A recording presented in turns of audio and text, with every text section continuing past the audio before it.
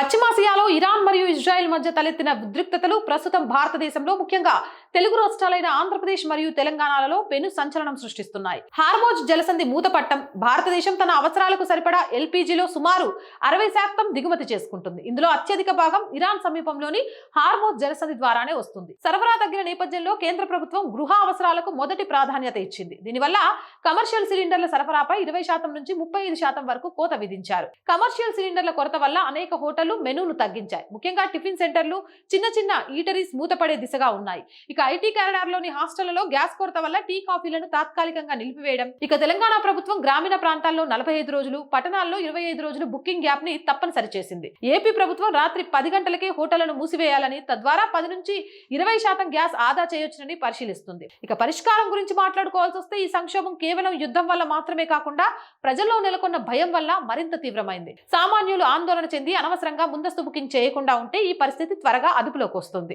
కాబట్టి అనవసరంగా అవసరం లేకపోయినా బుకింగులు చేయకుండా, టెన్షన్ పడకుండా కూల్గా ఉండండి. సమస్య దానంతట అదే పరిష్కారం అవుతుంది. కేంద్ర ప్రభుత్వం ఆ దిశగా అడుగులు కూడా వేస్తోంది.